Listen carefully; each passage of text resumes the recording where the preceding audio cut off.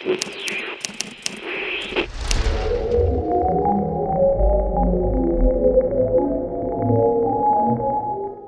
qual o seu nome, por favor? Rodrigo. Rodrigo, você tem algum conhecimento de astronomia? Então, esse tema aí eu sou realmente bem leigo, muito leigo mesmo. Mas é curioso. A gente tem as nossas curiosidades, né? Aqui no canal a gente diz o seguinte: para essa viagem basta você ter curiosidade e vontade de explorar. Que assunto você gostaria de saber? Olha, devido à minha falta de conhecimento no tema, é difícil até abordar algum assunto, né? Algum questionamento. Mas eu tenho uma pergunta para te fazer. É Ed, né? Isso, Ed. Então, eu tenho uma pergunta para te fazer, Ed. Que eu acredito ser dúvida de muitas pessoas. Inclusive, já vi pesquisas na internet sobre relatos que as pessoas não acreditam. Mas eu vou te perguntar e quero saber a tua explicação sobre, né? A gente sabe que houve uma expedição, né, uma viagem dos americanos à Lua. Se não me engano, foi em 1969, acredito eu que foi esse ano. E a gente não tem muitos relatos, né, sobre a veracidade dessa viagem.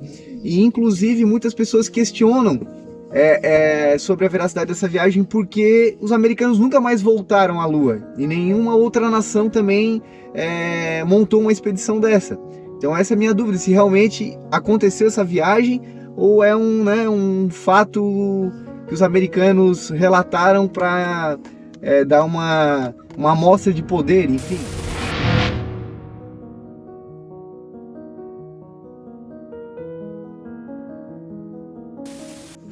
Pois é, Rodrigo. Essa é uma dúvida que o pessoal fala bastante, que começou a partir de 1999. Foi feito um filme nos Estados Unidos, que eu esqueci já o nome, e nesse filme tinha um cenário. E no cenário, o cenário era muito realístico. Era tão realístico que o pessoal começou a achar que a viagem à Lua não havia acontecido dentro de uma espaçonave, e sim tinha acontecido dentro de um estúdio.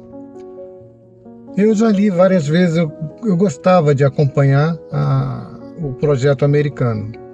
Eu falo americano porque o russo a gente só teve noção dele apenas 10 anos depois da perestroika, depois deles terem aberto os documentos. Então vamos falar pelo lado americano. A conquista da Lua pelo americano foi um passo de pelo menos 10 anos, pode botar um pouco mais, é praticamente 10 anos. Em 1960, o presidente americano John Fitzgerald Kennedy disse que o homem chegaria à Lua no final da década. We choose to go to the moon in this decade and do the other things, not because they are easy, but because they are hard. Because that goal will serve to organize and measure the best of our energies and skills. Because that challenge is one that we're willing to accept, one we are unwilling to postpone, and one we intend to win, and the others too. Só que naquela época tinha que se inventar as coisas, não existia tecnologia nem o conhecimento necessário para ir à Lua. Então, o americano criou um programa espacial chamado Mercury. O primeiro programa, que era o Mercury, a necessidade de se descobrir se dava para sobreviver no espaço.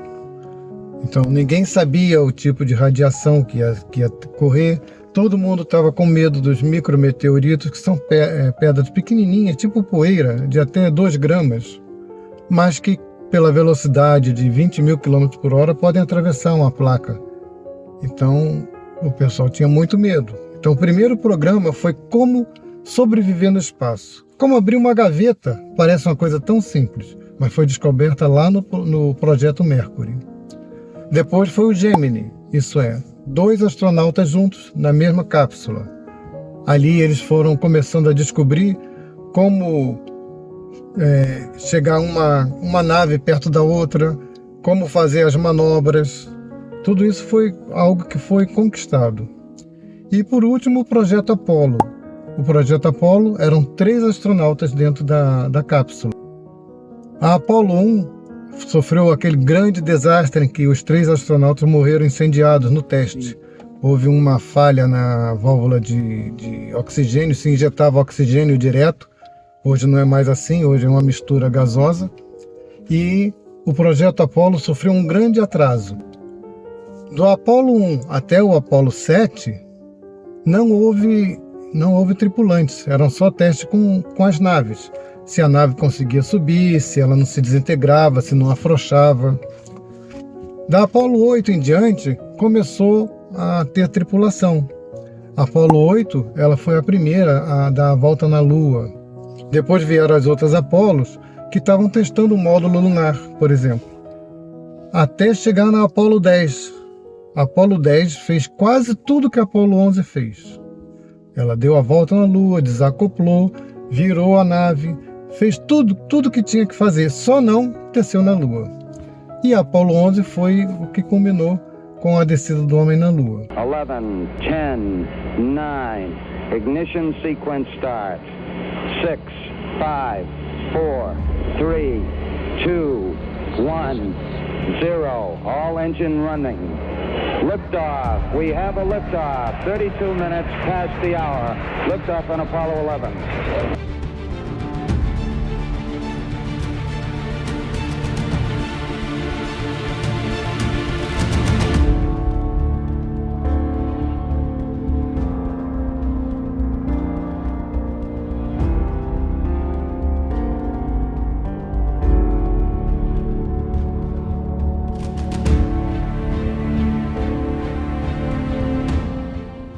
Na época, existia uma grande concorrência que se chamava-se de Guerra Fria.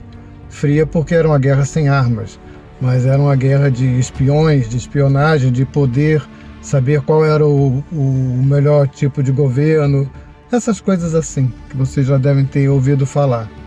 Então existia tudo que se fazia de um lado, existiam espiões vendo do outro.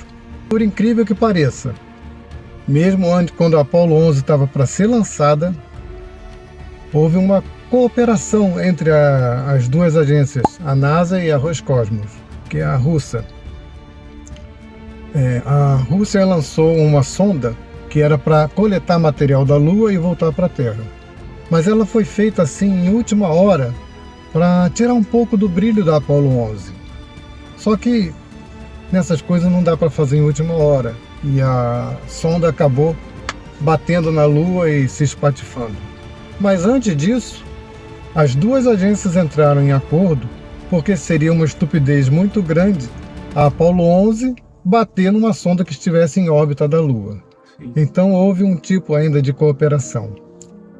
Como a União Soviética estava sempre de olho nos Estados Unidos, se isso fosse uma falácia, não fosse verdadeiro, com certeza os russos iam ter entregue e falado que isso não teria sido verdade. Esse é um ponto. Assim que a Apollo 11 desceu, eles tinham instrumentos que era tipo um espelho. Foi colocado um espelho no solo lunar e com 3 dias depois o espelho já estava instalado e apontado para a Terra. Foi quando a gente conseguiu medir milimetricamente a distância entre a Terra e a Lua. Esse espelho ainda está em funcionamento. Qualquer observatório, não precisa ser a NASA, qualquer observatório pode mandar um feixe de laser nele e receber. Ele está meio ruinzinho, mas manda o feixe de laser onde ele está localizado e vai receber de volta o laser. Porque esse espelho foi colocado com o Apollo 11, está lá no site da Apollo 11, do site, o local onde a Apollo 11 pousou. Essa é indubitavelmente uma forma de... Seria a única evidência? Não, tem o próprio site. Como foi o primeiro piso do homem na Lua, o lugar onde a Apollo 11 pousou, hoje é como se fosse um patrimônio, um lugar histórico, e é pedido para todas as nações para não violarem esses espaços. A Lua tem vários lugares, né, para se pousar. Então tem um satélite, a LRO, um satélite Lunar Reconnaissance Orbiter, que tirou várias fotos de todos os lugares onde as naves pousaram. inclusive da Apollo 11. A gente não consegue ver com o telescópio por causa da resolução, porque não temos um telescópio tão grande. Você vai pensar, mas a gente tem o James Webb que consegue enxergar o final do universo e não consegue enxergar a Lua. São óticas diferentes. Sim. Mas não se esqueça, teve a Apollo 11, onde houve o pouso, a 12, a 13 falhou, porque houve a explosão do tanque de oxigênio, e ela voltou para a Terra, a 14, a 15, a 16 e a Apollo 17. Até 1972 ainda estava subindo foguete. Só que um foguete daquele, que é o Saturno 4, é um foguete de 100 milhões de dólares. O voo era muito caro. A subida do foguete, o acompanhamento. E o americano começou a não dar mais tanta ênfase. Já estava começando a ficar meio cotidiano o homem na Lua. Então eles preferiam ver o Super Bowl do que ver a Apollo 17. Como o orçamento da NASA começou a apertar, os políticos foram cortar o orçamento. Então, em vez de subir homens para a Lua, começaram a mandar máquinas, robôs automatizados. Era muito mais prático, muito mais fácil, não tem risco para a humanidade. Então foram 6 missões até pararem com a ida à Lua. Mas o custo do envio desses robôs, sondas, enfim, qualquer outro equipamento, não é o mesmo custo de subir um astronauta, por exemplo? Não é. Porque para o astronauta tem que ter o suporte à vida. O suporte à vida, ele, além da segurança de que vai subir e vai voltar, pro robô não precisa ter suporte à vida. Ele não precisa de uma câmara de oxigênio. Sim. Então o peso dele é menor. Você vê, mandaram um Jeep com 2 toneladas. Então o foguete tem que levar 2 toneladas. Mas ninguém se interessou com a alimentação do Jeep, né? O Jeep tinha bateria para funcionar durante o tempo necessário, ou painéis solares. Sim. Então o custo para enviar uma sonda é muitíssimo menor do que enviar seres humanos, além do risco. E a Lua tem um grande problema. O dia na Lua dura 14 dias terrestres, mas em compensação a noite na Lua dura 14 dias terrestres. Um dia na Lua, de claro e escuro, são 28 dias terrestres. Isso faz com que a Lua, na parte iluminada, seja muito quente, acima dos 100 graus, 120 graus, 130 graus. Em compensação, no lado que não é iluminado, no lado que está em sombra, muito frio. Na base lá dos menos 120 graus, menos 130 graus. Então esse dia e noite na Lua é um grande problema para a humanidade, viver lá. Na Lua, na forma prática, não existe uma atmosfera. Então não há nenhum controle de temperatura como nós temos aqui. Ô Ed, então, eu vi uma imagem, uma foto retirada dos astronautas na Lua. Só que o que eu achei curioso é que o céu, o fundo da foto, não aparece as estrelas. Então, será que isso não é curioso também, em relação à veracidade desse pouso na Lua? Rodrigo, uma boa observação. Mas isso é uma coisa que você pode fazer aqui na Terra. Pegue sua máquina, pegue seu celular, aponte para a Lua cheia. Você vai ver que ela está bem clara. E junto dela você não vai conseguir ver as estrelas, porque as estrelas são mais fraquinhas. Para você ver a estrela, você tem que ter um tempo de exposição maior. Se você aumentar o tempo de exposição, vai queimar, vai estourar a luz da Lua. E é isso que acontecia lá. Os astronautas estão recebendo a luz do Sol, eles estão bem claros. Então a máquina tem a sensibilidade para aquele astronauta, para aquela luminosidade. Quando aponta para a Lua, para o céu é escuro, não consegue enxergar as estrelas. Teria que aumentar o tempo de exposição. Eles fizeram isso com tempo de exposição mais longo, e aí se vê as estrelas, mas não nessa filmagem direta. Você entendeu? Entendi. Mas ficou claro. Então tá bom. Eu vou fazer esse teste aí que tu falou. Eu vou pegar meu celular aí no dia de uma lua cheia e vou fazer uma foto para ver se realmente vai inibir o brilho ou totalmente das estrelas no fundo lá. Ué, de uma outra coisa também, eu vi uma gravação na internet, um tempo atrás já faz algum tempo, sobre o astronauta. Ele relatava que viu ETs na Lua.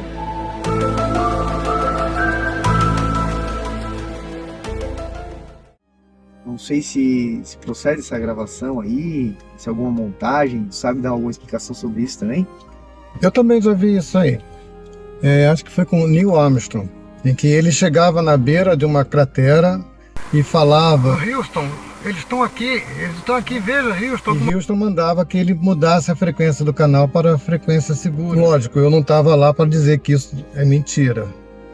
Mas nós sabemos o seguinte: Neil Armstrong era um baita de um militar. Eles, para estarem ali, eles seguiam protocolos super rígidos. Eles tinham protocolos para tudo. Inclusive, existia protocolos para se encontrassem vida alienígena, para se as coisas dessem errado. Já tinha tudo protocolado, tudo filmado, para dar as explicações para as famílias, caso eles não voltassem. Sim. Então, ele principalmente, ele era um militar que seguia muitos protocolos. Não parece que seria possível ele falar daquela forma como está nessa gravação. E depois teve uma pessoa lá nos Estados Unidos que descobriu uma novela que era lá de 1940 e pouco. E essa novela tinha parte desse diálogo e ele parece que foi adaptado para Apollo 11. Então eu não confio nessa gravação. Certo. Porque ela é muito sensacionalista e mexeu com uma pessoa que seguiria, ele daria a vida seguindo o protocolo. Certo, mas não existe nenhum relato dele posterior falando sobre esse fato? Dele, não. Ele não falou isso. Junto com Neil Armstrong, Buzz Aldrin desceu na Lua também. Quando eles estavam indo para a Lua, quando soltaram o terceiro módulo do foguete, Buzz Aldrin fala numa entrevista que percebeu uma luz seguindo eles. Como fosse uma luz, um farol, seguindo eles. Uhum. Ele foi e perguntou para Houston qual era a distância que estava o módulo 4, o módulo 3.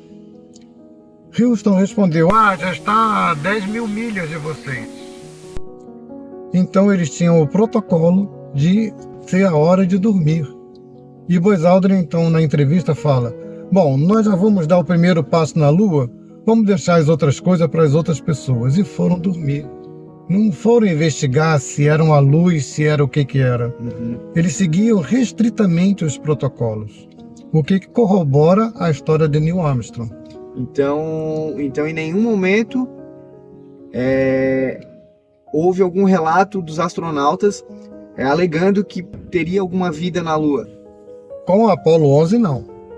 Lá na Apollo 14, Edgar Mitchell começou a falar, quando voltou, que nós não estávamos sozinhos e, inclusive, ele mudou totalmente o estilo de vida dele. Ele passou a ser um defensor da vida extraterrestre, dos ETs. Mas só depois que ele voltou. Mas durante o registro oficial, não. Inclusive, Edgar Mitchell foi acho que o primeiro geólogo a ir para a Lua. Ele também... Todos os astronautas seguiam um rígido protocolo, tanto de segurança quanto do procedimento que eles tinham que fazer. Os astronautas, olha, até agora parece que já foram 620 astronautas para o espaço. 12 pisaram na Lua.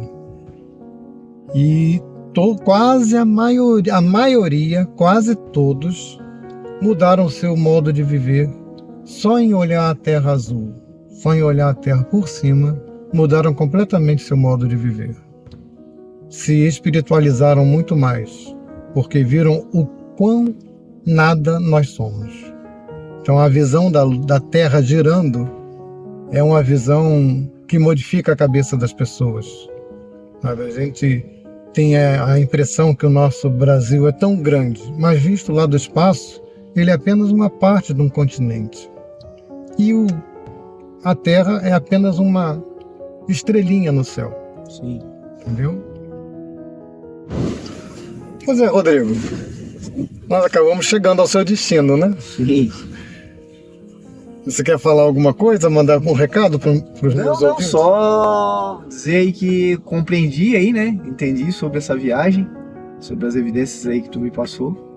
E vou estudar mais sobre também, fazer alguns testes aí, que tu colocou aqui na exposição aí. E é isso. Falou. Muito Valeu, obrigado. Obrigado, hein? Valeu. Pois é, então chegamos ao final de mais uma de Carona com Astronomia, junto com um passageiro. Espero que vocês tenham aproveitado, tanto quanto eu. Se tiverem alguma dúvida, podem colocar nos comentários uma sugestão, uma pergunta, que eu tentarei responder a todos vocês. Por gentileza, não esqueçam de dar like e se inscreverem no canal. Esse vídeo tem direção, edição e produção de Shirley Santos. Muito obrigado, meus amigos cósmicos.